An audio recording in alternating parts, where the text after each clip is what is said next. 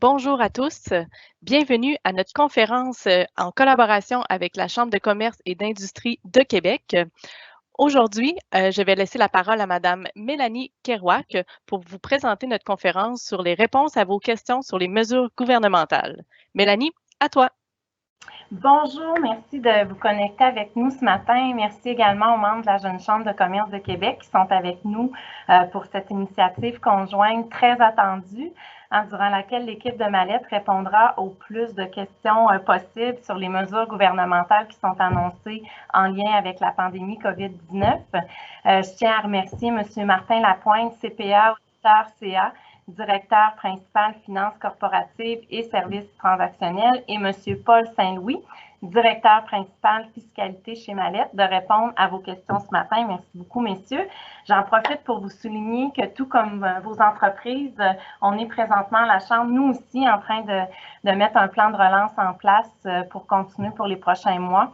On souhaite vraiment continuer à vous entendre, à échanger avec vous. Alors, vos suggestions de thèmes ou de points importants à porter au niveau des instances gouvernementales sont très importants pour nous. Alors, n'hésitez pas à nous les communiquer, à continuer de nous les communiquer. Soyez assurés qu'on est présent, puis on va faire ce qu'il faut pour vous aider. Alors, j'invite maintenant la directrice générale de la Jeune Chambre de commerce de Québec, Stéphanie Gervais, à vous adresser quelques mots. Merci. Merci Mélanie. Alors oui, c'est avec plaisir que nous collaborons ce matin avec la Chambre et Mallette pour l'organisation de ce webinaire. Merci aux différents intervenants qui prendront la parole également. La pandémie actuelle nous sort tous de notre zone de confort, mais même à distance, on voit émerger de superbes initiatives qui nous rapprochent les uns des autres. Le courage et la détermination de la communauté d'affaires que l'on voit depuis les dernières semaines à s'unir pour s'en sortir est impressionnante.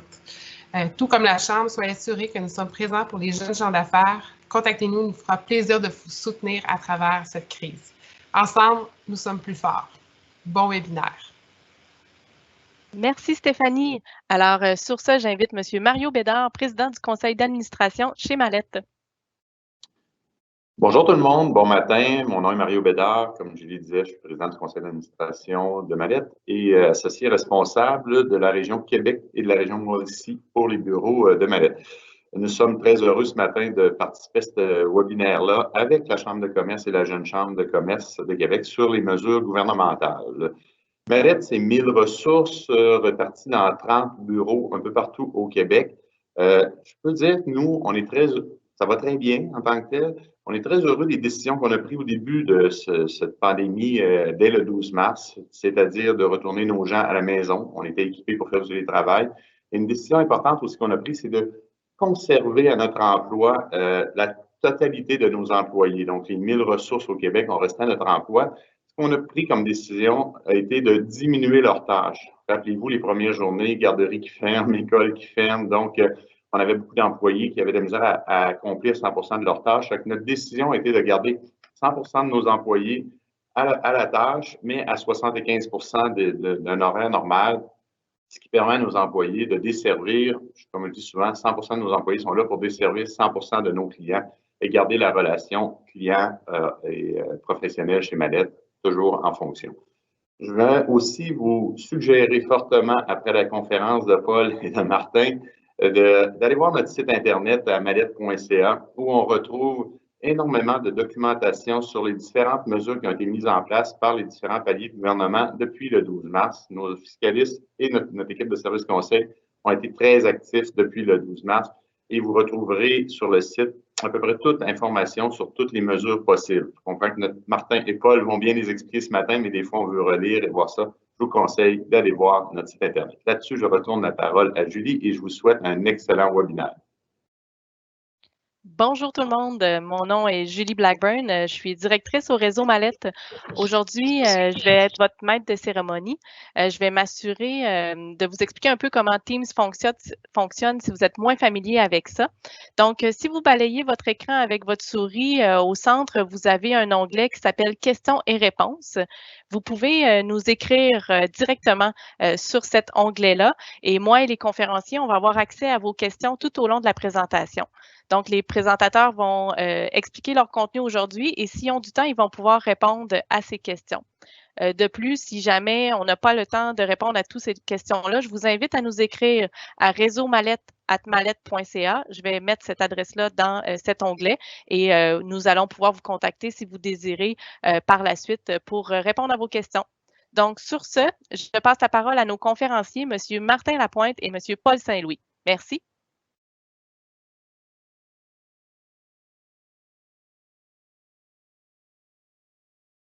Alors, bonjour tout le monde. Bienvenue à ce webinaire ce matin. On voit déjà qu'il y a beaucoup de questions là, sur le forum.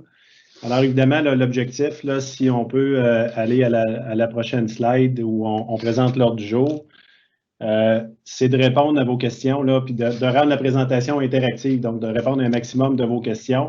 On a fait une sélection là, en fonction des questions qui nous ont été demandées au cours des dernières semaines là, parmi nos clients et gens de l'externe.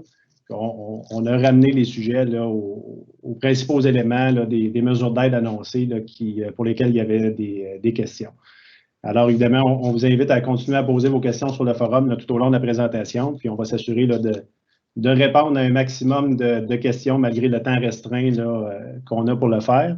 Je vous rappelle aussi également là, que ces mesures-là, ce sont des mesures là, pour lesquelles il y a toujours des changements là, qui sont annoncés de façon quotidienne.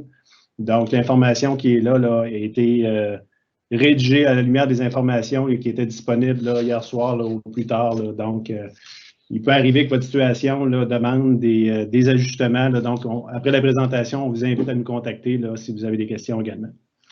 Alors, dans l'ordre du jour, on va regarder là, évidemment là, la PCU pour laquelle la majorité des questions et des éléments qui étaient en suspens ont été résolus avec les dernières annonces faites par le gouvernement. Il y a la question aussi des subventions, là, donc la fameuse subvention salariale d'urgence du Canada de 75 % qui suscite énormément de questions.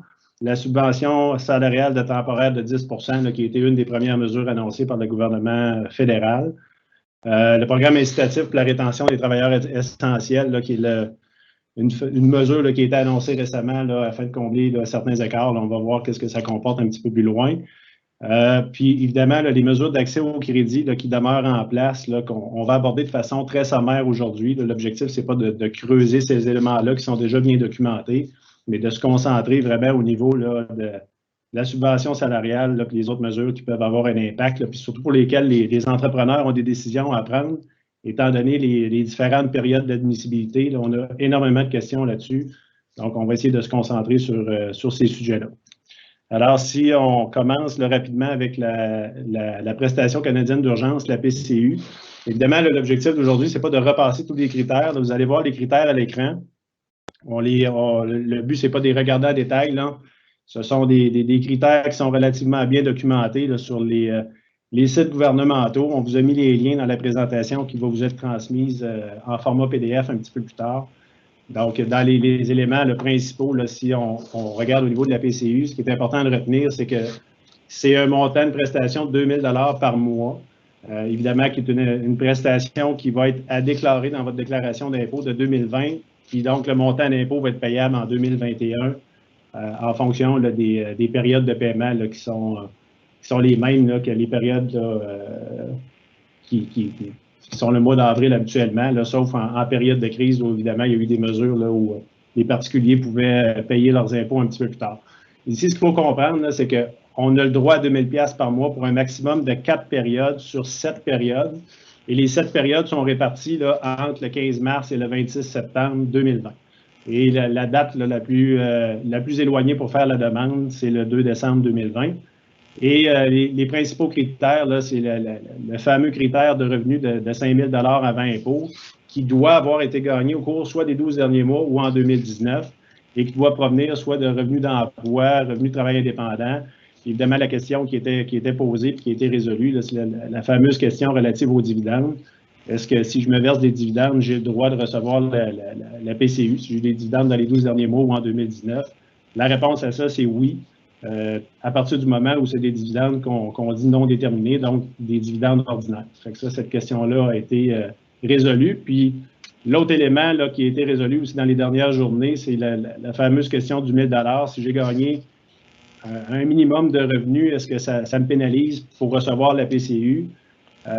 Avant, la réponse à ça était oui. Maintenant, on a le droit de gagner jusqu'à un maximum de 1 000 avant impôt pour chacune des périodes de demande. Là. Puis il y a la notion que la première période, là, comme on le voit à l'écran, la période initiale, là, on parle de 14 jours consécutifs où l'employé doit ne pas avoir reçu de revenus à l'exception de ce 1 000 $-là. Et pour les périodes de 4 semaines subséquentes, donc chaque période de prestation prise de manière individuelle, la même notion de 1 000 $ s'applique. Je ne sais pas, Paul, si tu as des ajouts à faire ici à ce niveau-là. À date, ça va très bien. Tout est beau. Bon, excellent. Alors, la prochaine slide, en fait, il y a une modification. On l'a mis ici, là, on n'a pas de précision là, plus grande que ça si on va à la prochaine slide. Au niveau des étudiants, là, on sait qu'il y a des revendications qui sont faites là, pour avoir certaines mesures là, ou formes d'aide pour les étudiants là, qui sont dans l'incapacité d'avoir un emploi, mais qui ne rencontrent pas nécessairement le critère là, de 5 000 $ au cours des 12 derniers mois ou les autres critères. Les précisions sont à venir là, à ce niveau-là. Comment présenter une demande? Si on passe rapidement, là, il y a deux façons de présenter une demande. C'est via mon dossier pour les particuliers qu'on connaît tous ou via Service Canada là, en fonction de votre situation. Puis vous voyez à l'écran les liens qui vont vous être transmis par rapport à ça. Donc, au niveau de la PCU, je pense que ça fait bien le tour. La plupart des questions ont été résolues. Puis évidemment, s'il y a d'autres précisions à venir, là, on sera heureux de vous les communiquer là, dans les bulletins qui sortent régulièrement là, par les gens de Mallette. Alors, je passerai la parole à Paul là, pour traiter là, de la première subvention, là, qui est la subvention d'urgence du Canada, qui est la fameuse subvention qui suscite le plus de questions là, ces jours-ci avec le 75 %, comment je me qualifie, comment on interagit avec la PCU et les autres mesures d'aide. Donc, Paul, je te cède la parole. Bon, bien, merci. Donc, la fameuse subvention salariale d'urgence, elle a été introduite dans la loi de l'impôt sur le revenu. Donc, c'est réellement à partir de la loi de l'impôt sur le revenu que les mesures ont été mises en place. Et si on va à la slide suivante, on va pouvoir voir en général, la subvention va couvrir jusqu'à 75 % des salaires que vous versez à vos employés jusqu'à concurrence de 12 semaines. Donc, encore une fois, il y a des périodes. Les périodes sont, présentement, il y en a 3, mais dans la loi de l'impôt, ils n'ont prévu, eux autres aussi, 7 qui pourraient s'étirer jusqu'au mois de septembre. Mais présentement, les 3 périodes qui sont visées, c'est la période du mois de mars, 15 mars au 11 avril, du 12 avril au 9 mai et du 10 mai au 6 juin. Donc, pour être admissible à cette subvention spéciale-là, donc l'employeur doit prouver que son chiffre d'affaires a diminué pour le mois de mars de 15 % et pour le mois d'avril et le mois de mai, que son chiffre d'affaires a diminué de 30 %. Comment ça se fait, ce fameux calcul pour identifier si j'ai eu une baisse de 15 ou de 30 %? Donc, pour le mois pour le mois de mars, on va comparer les revenus du mois de mars de 2020 avec les revenus du mois de mars de 2019. Et s'il y a eu une baisse de 15 %, d'au moins 15 %, là, vous allez être éligible à la subvention salariale de 75 %. Et la même chose pour le mois d'avril. Le mois d'avril, on va le comparer au mois d'avril de 2019, le mois de mai avec le mois de mai 2019. Et si vos revenus ont diminué de 30 %, vous allez être admissible à la subvention. Donc, vous comprenez que ça, il y a beaucoup de tests d'admissibilité qu'il faut tenir compte. Parce que les structures, c'est pas juste la plupart des structures en affaires, c'est vous avez une compagnie qui détient une autre compagnie. Donc, il faut qualifier le groupe, soit le groupe dans son ensemble ou chaque entité de façon individuelle. Donc, il y a beaucoup de critères d'admissibilité. Donc, il faut faire vraiment attention parce qu'on parle de revenus gagnés au Canada. Et ça, c'est aussi sans tenir compte des revenus que vous gagnez entre personnes ayant un lien de dépendance. Donc, il faut l'enlever et c'est ce fameux calcul net-là qu'on va comparer d'une année à l'autre. Et il y a aussi une règle spéciale, et là, c'est la règle où le critère, c'est si vous n'étiez pas en affaires en 2019, le 1er mars 2019, ou vous n'exploitiez pas votre entreprise de façon normale au mois de mars 2019, ou encore que vous faites le choix, vous pourriez vous comparer au mois de janvier et le février 2020. Il y a une formule mathématique dans la loi qui vient faire une moyenne de ces 2 mois-là et vous comparez votre mois de mars avec la moyenne que vous allez avoir obtenue du mois de janvier et février et ça va vous permettre de faire votre calcul de réduction si vous êtes admissible pour 15 %. Et si vous utilisez cette méthode-là, mais vous êtes obligé de garder votre période de référence janvier et février pour vous comparer au mois d'avril et au mois de mai. Vous ne pourriez pas changer. La distinction, c'est que si je me compare mon mois de mars 2020 au mois de mars de 2019, je vais pouvoir me comparer mon mois d'avril 2020 avec mon mois d'avril 2019. Mais cette nuance-là, c'est un coup que tu as choisi cette méthode-là, de faire la moyenne de janvier-février 2020, vous êtes obligé de garder cette référence-là pour chacun des mois auxquels vous allez appliquer pour la subvention salariale. Et encore une fois, c'est pour compliquer un petit peu le calcul, vous avez le choix de la méthode. Donc, normalement, les états financiers sont montés, anciennement, on parlait de principes comptables généralement reconnus, mais là, c'est des normes comptables. Et là, normalement, sont montés comme ça. Ça, c'est la méthode 1 pour la comparaison. Utiliser les mêmes méthodes comptables d'un exercice à l'autre.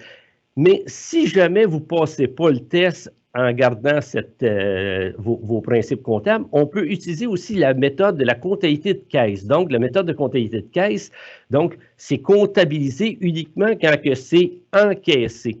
Donc, tant que vous pouvez faire une vente, l'encaissement va arriver 2-3 jours plus tard. Donc, il est très clair que c'est comptabilisé au moment où il y a l'encaissement qui a lieu et non pas au moment où la vente est réalisée. Donc, vous comprenez qu'il existe plusieurs méthodes pour arriver à finir par se qualifier à la fameuse subvention de 75 % salariale. Et encore, tout dépendamment de votre structure corporative, donc il peut y avoir à l'intérieur de votre groupe ce qu'on appelle un centre administratif. Le centre administratif, en réalité, lui, n'a pas de revenus. Les seuls revenus qu'il a, c'est à l'intérieur du groupe. Il charge à chacune de ses filiales ou à ses compagnies sœurs des revenus. Et donc, c'est tous des revenus qui sont avec lien de dépendance. Et pour ces filiales-là ou ces entités-là, il y a une formule mathématique qui fait en sorte que même si vous avez 10 filiales, il y en a peut-être 2-3 là-dedans qui ne se qualifieront pas, mais les autres vont pouvoir se qualifier et même votre centre administratif ou si je parle d'une entreprise ayant de transport qui aurait une compagnie où ça sera le garage où ils font la maintenance des camions, on pourrait aller la qualifier et qu'elle soit elle aussi en mesure de bénéficier de la subvention de 75 %. Donc, tout se fait entreprise par entreprise ou de façon consolidée le groupe, soit comptabilité de caisse, soit comptabilité d'exercice, ou on a un autre choix, pas au niveau de la comptabilité, mais notre mois de référence, c'est le mois de référence de l'année précédente, ou encore on fait le choix de prendre la moyenne de janvier et février 2020. Donc, on va passer à la diapositive suivante.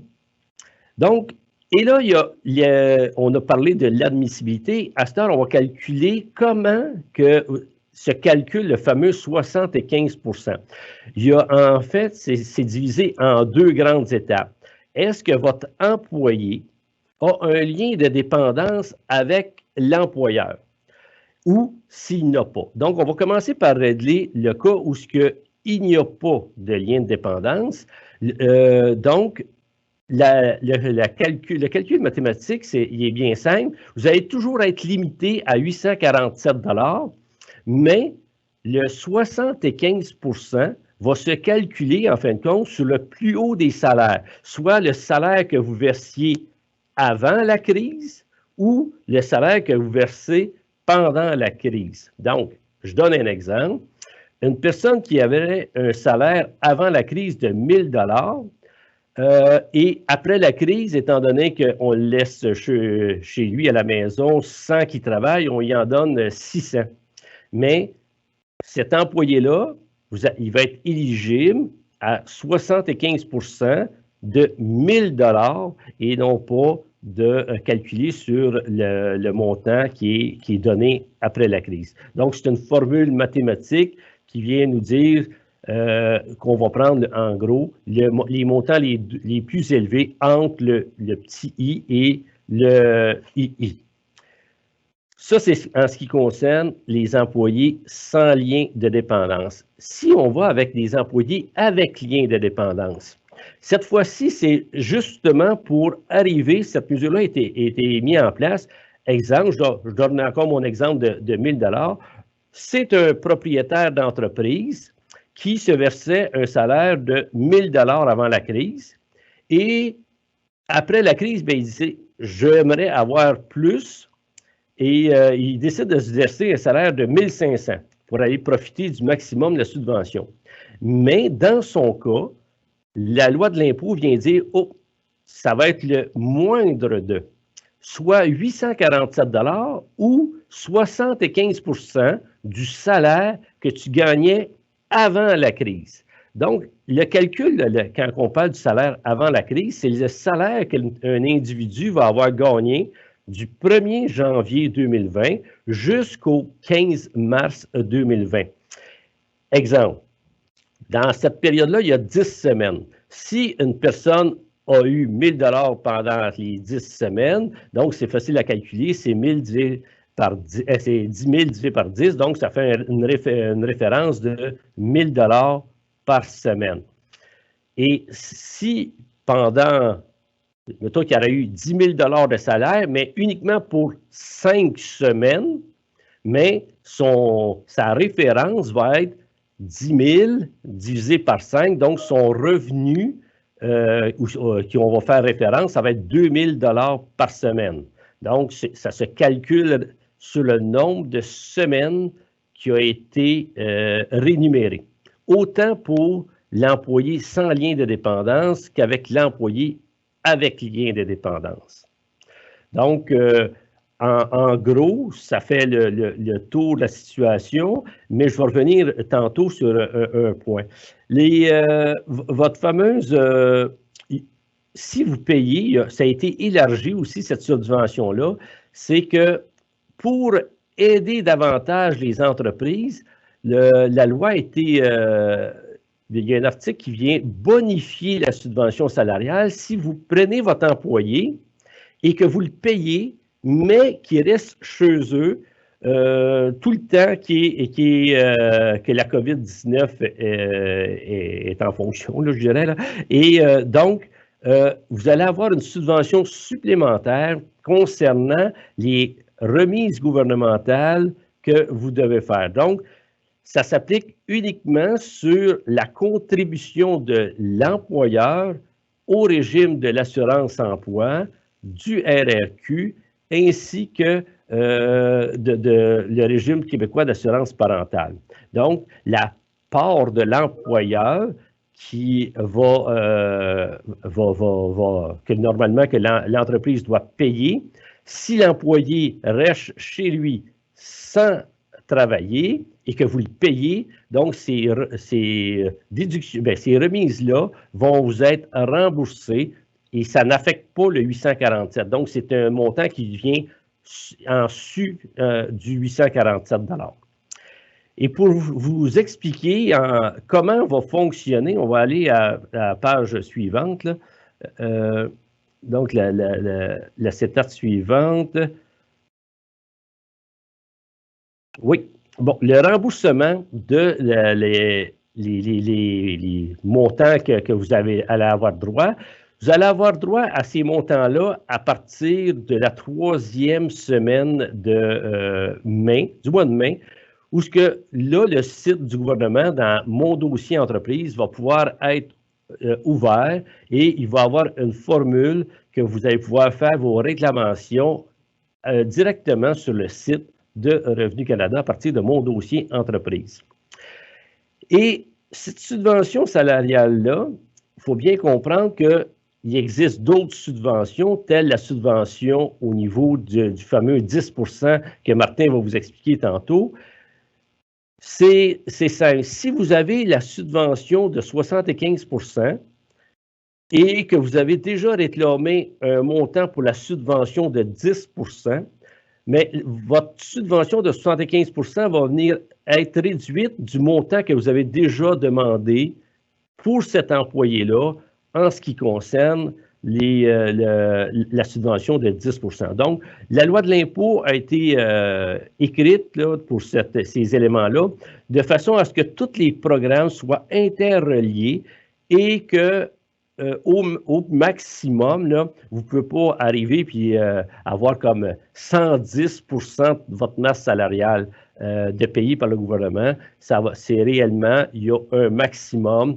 Et quand vous avez atteint le maximum, que ce soit avec 1, 2 ou 3 aides, vous ne pouvez pas aller au-delà de ça. Donc, toutes les aides gouvernementales ont été écrites de façon à ce qu'ils sont complémentaires, mais ne sont pas cumulatifs. Donc, il y a un maximum à atteindre et non pas une série d'additions où ça ira jusqu'à 125 %.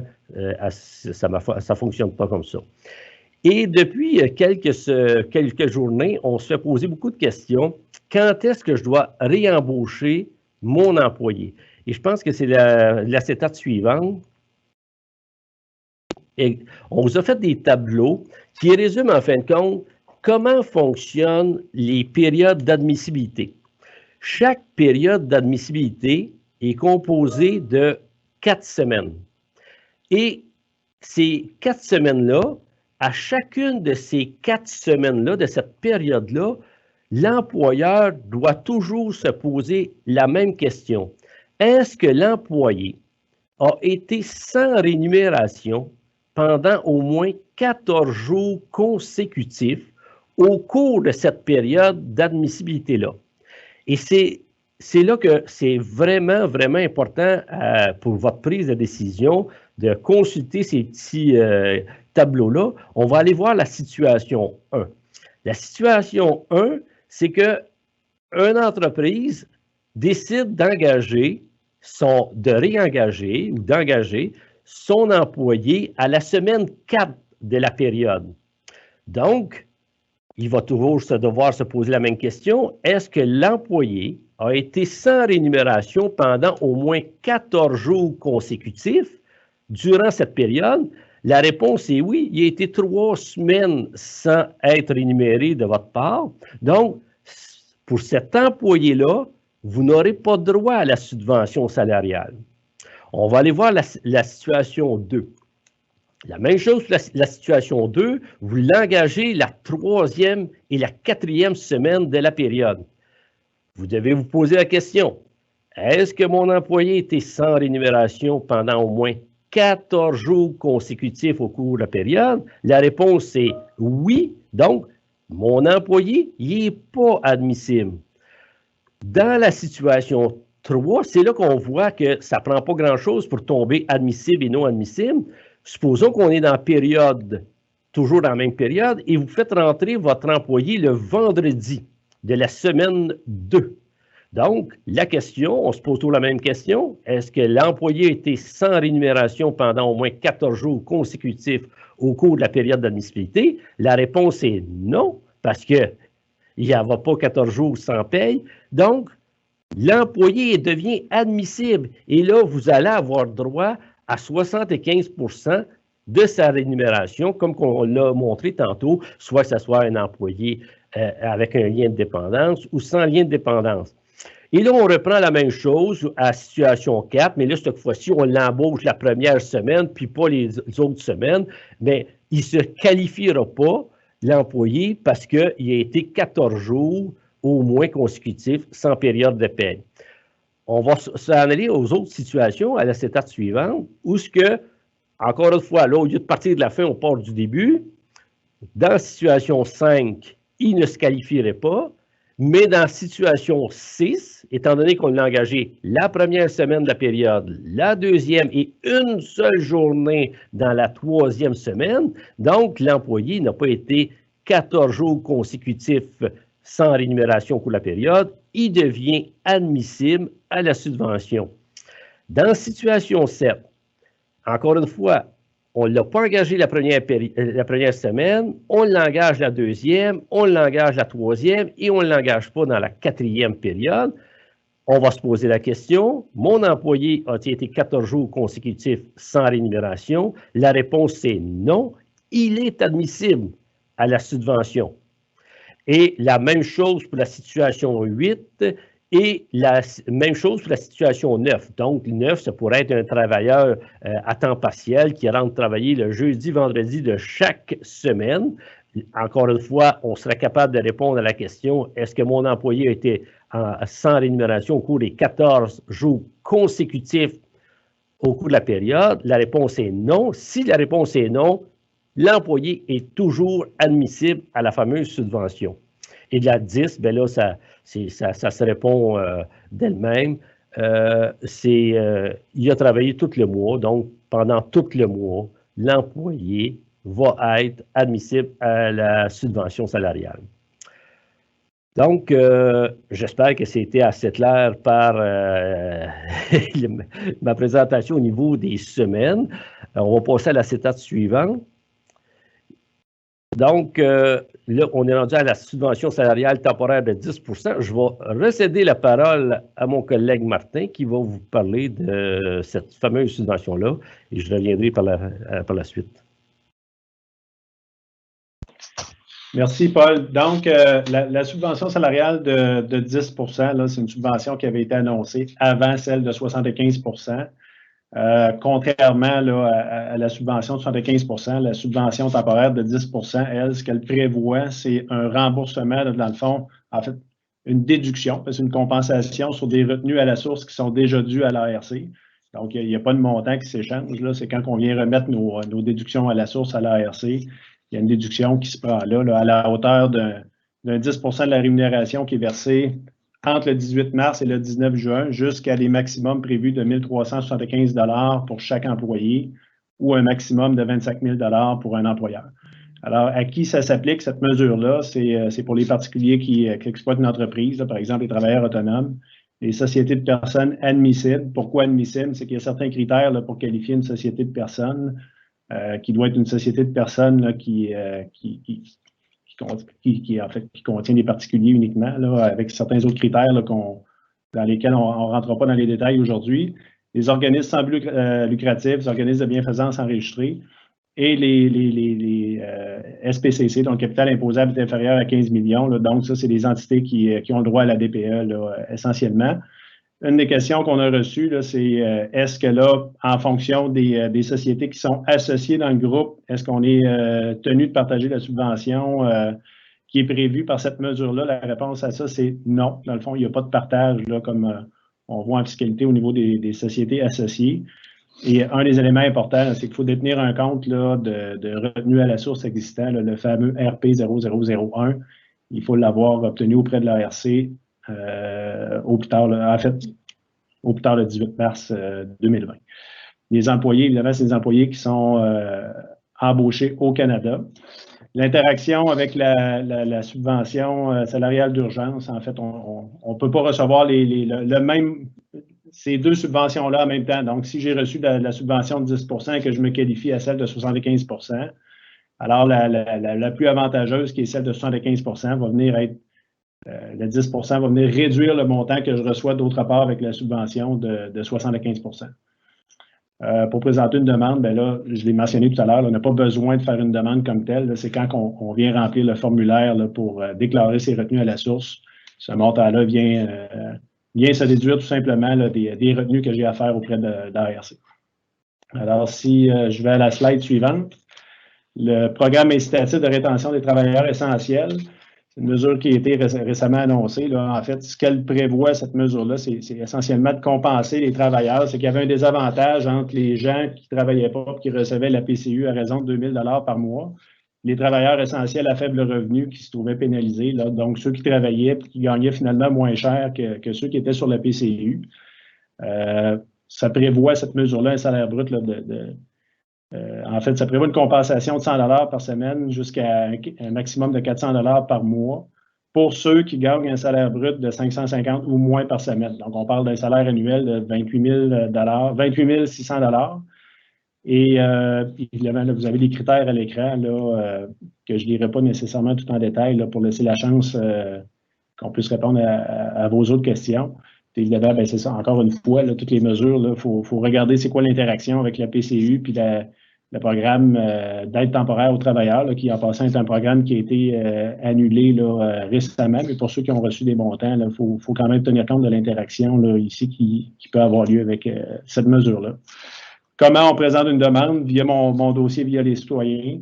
Ça, on le voit revenir dans la plupart des mesures, là, que ce soit mon dossier au fédéral ou au Québec. C'est généralement la plateforme pour faire la demande au niveau des particuliers. Puis on va le voir, ben, on l'a vu avec Paul, là, pour faire la demande au niveau de la subvention salariale d'urgence. Ça va se faire via le dossier là, pour mon dossier pour les entreprises. Donc, si on passe à la slide suivante.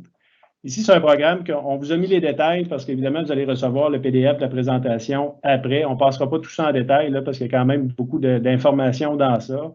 Le programme d'action concertée pour le maintien en emploi, c'est quoi? Là? Dans le fond, c'est un programme qui vient rembourser là, certaines dépenses admissibles de formation.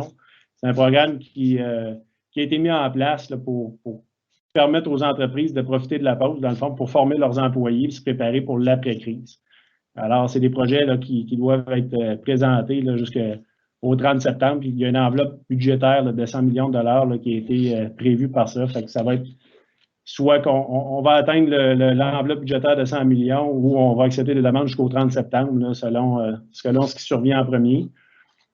À la slide suivante, bon, les montants d'aide financière que ça prévoit, là, il y a certains maximums. Dans certains cas, on peut aller chercher 100% des dépenses qui sont admissibles.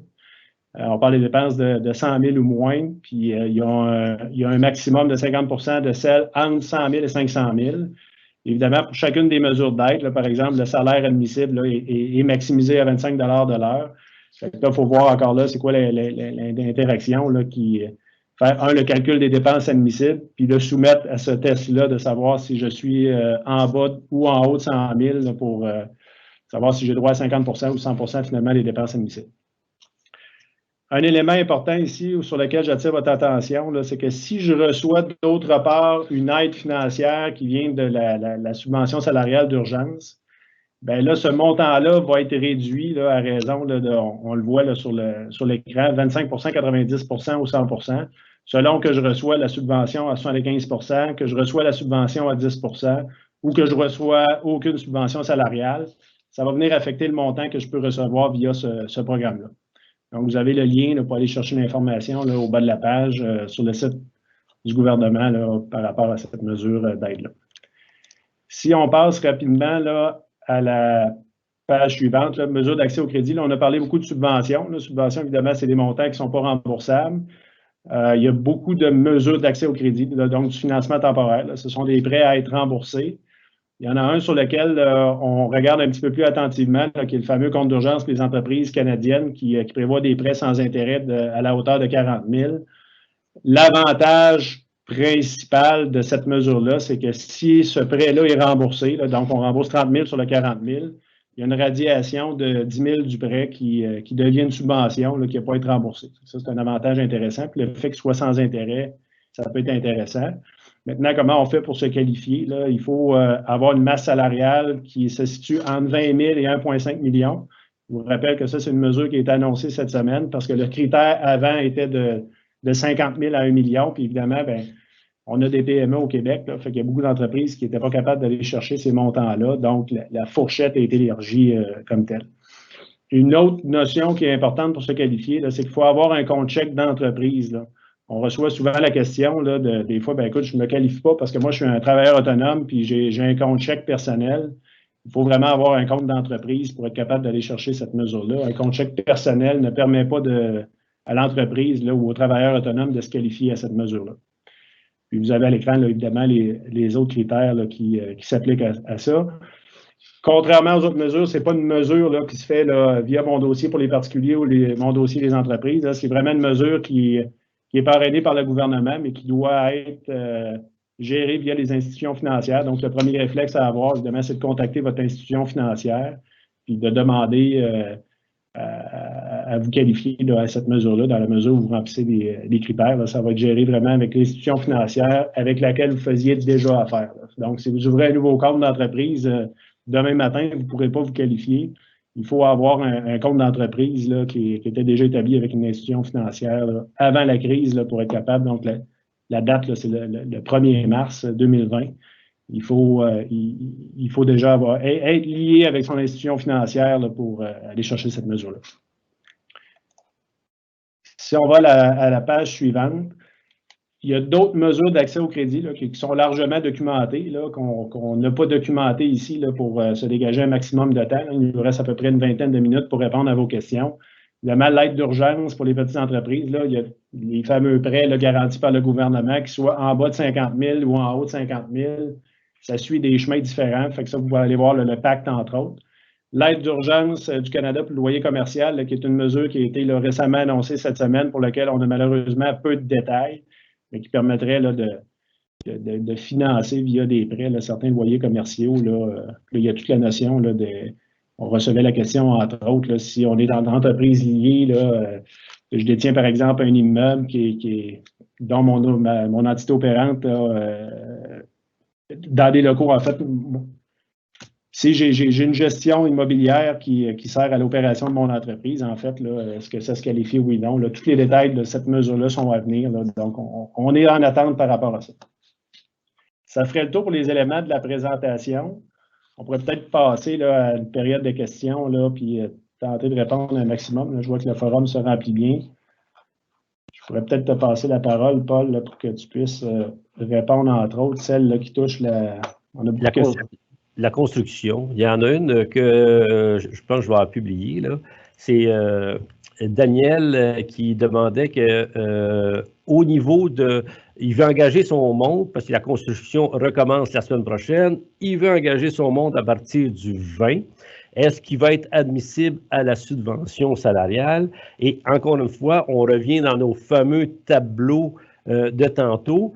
Et il va engager son employé le 20 avril. Donc, ça veut dire qu'il va être dans la deuxième semaine de la période d'admissibilité. Donc, s'il embauche le 20 et qu'il garde son employé jusqu'au 9 mai, il va être admissible à 100% à la subvention salariale de 75%. Et là, encore une fois, il faut respecter les tests d'admissibilité au niveau de votre entreprise. Donc, est-ce qu'elle a diminué? Est-ce qu'il y a eu une diminution de son chiffre d'affaires au mois d'avril comparativement au mois d'avril à 2019? Donc, il ne faut jamais oublier de se qualifier au niveau de votre entreprise. Après, on va aller qualifier votre employé par employé.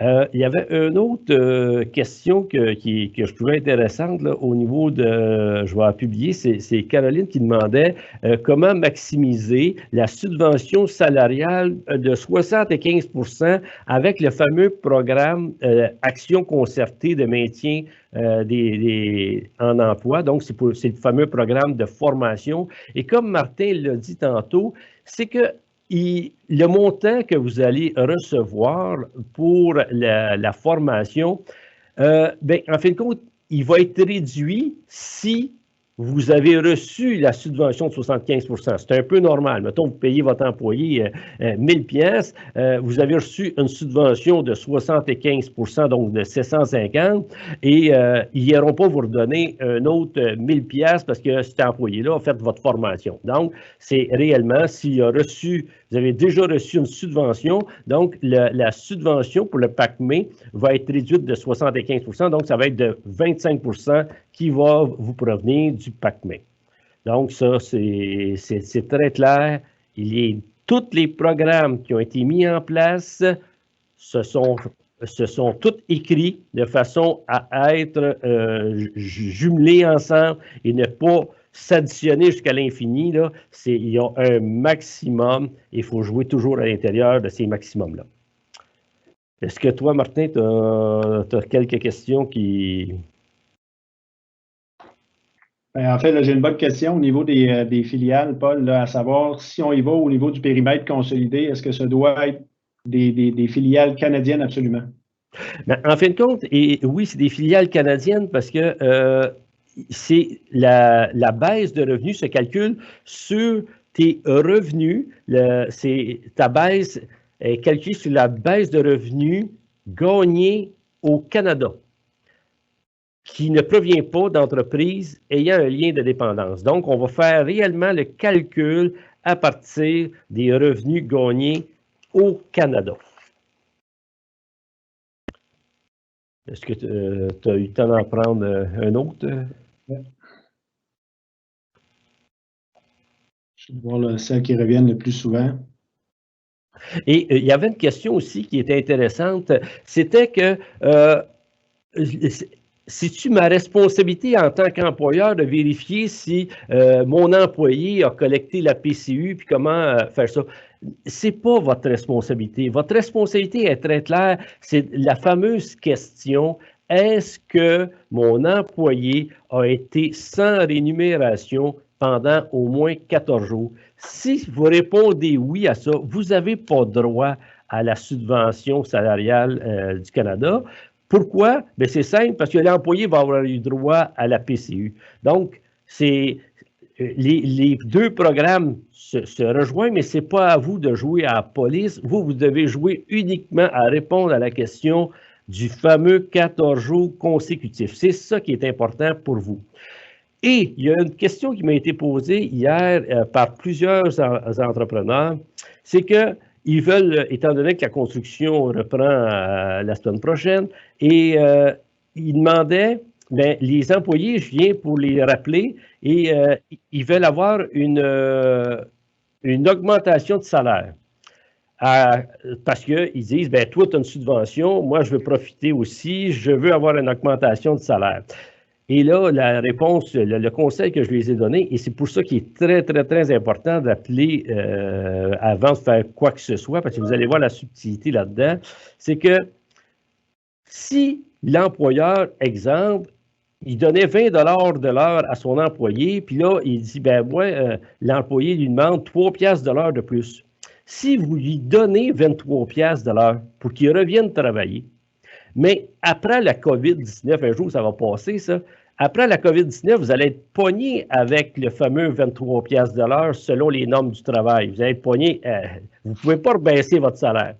Tandis que la façon de faire, ça serait de dire, OK, je vais te laisser 20 piastres de l'heure, mais je vais t'accorder une prime de risque liée à la COVID-19. Donc, c'est une ligne complètement en dessous de 3 piastres de l'heure, tant et aussi longtemps que la COVID va être en fonction, en marche, tant qu'on va vivre ça. Donc, quand elle ne sera plus là, mais il va perdre la prime de 3 piastres de l'heure, il va tomber à 20 piastres de l'heure, donc je ne serai pas pogné avec des problèmes au niveau des normes du travail. Donc, c'est pour ça qu'avant de prendre une décision, il est important de consulter quelqu'un, justement pour ces petites nuances-là.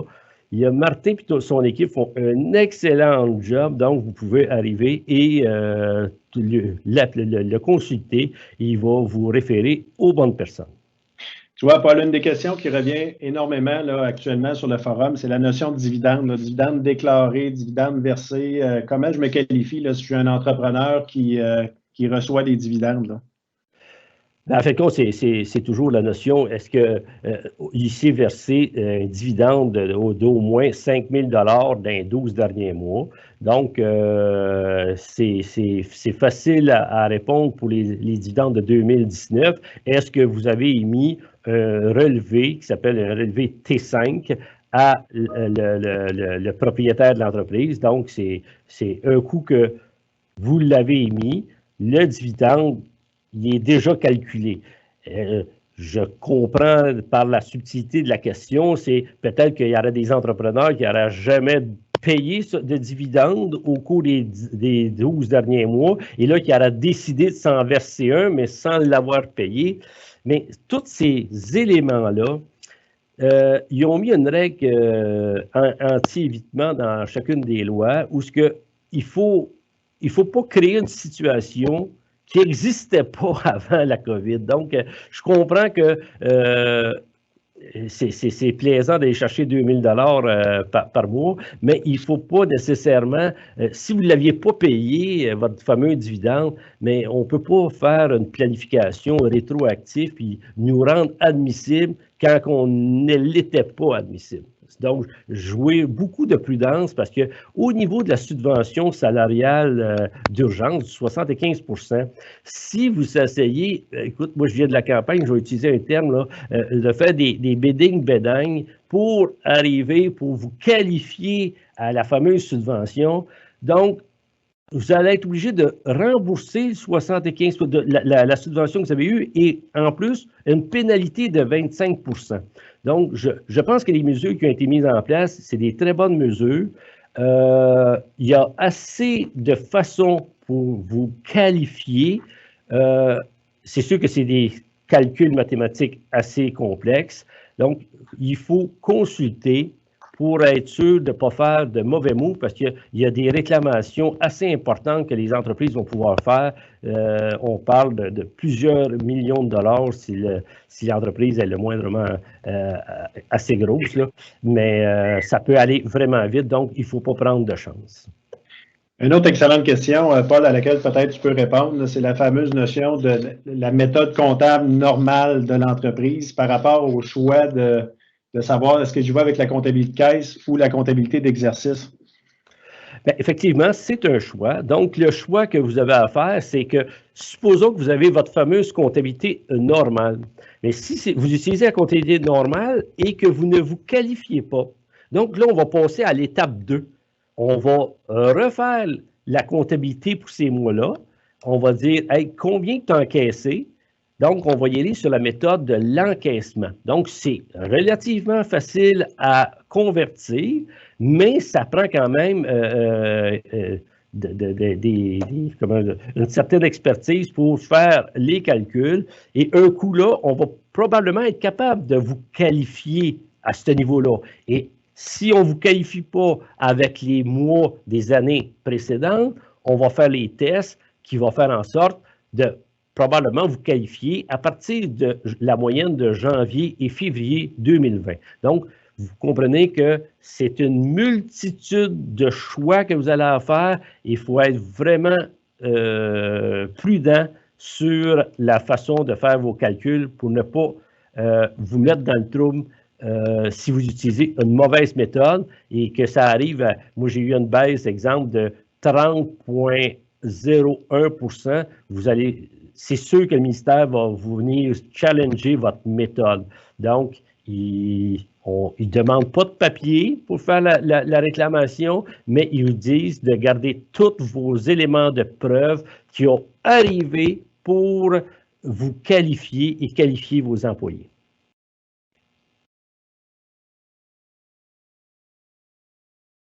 As-tu une autre question, Martin, que tu as vu passer? Oui, évidemment, j'ai beaucoup de questions sur la notion de comment optimiser la subvention, le 75 %. Puis évidemment, la réponse simple à ça, c'est toujours une question de cas par cas. Là. Il n'y a pas une entreprise ou un employé dans la même situation. Fait que c'est difficile de répondre à ces questions-là, de savoir comment on peut optimiser un scénario là, sans avoir tous les faits qui l'entourent. Là. Exact.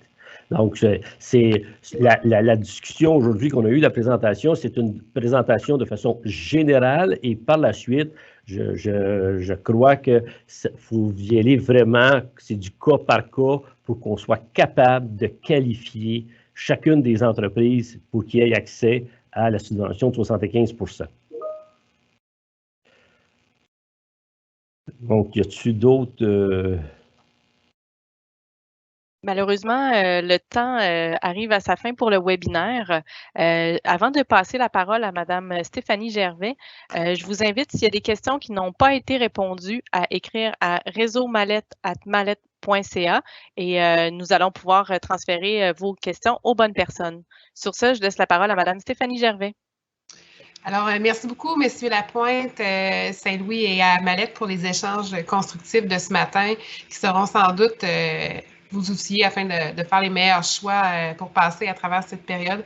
Alors, je souhaite bon courage à tous, puis je vous invite à nouveau à communiquer avec Mallette si vous avez des questions là, en complément avec ce qui a été vu aujourd'hui.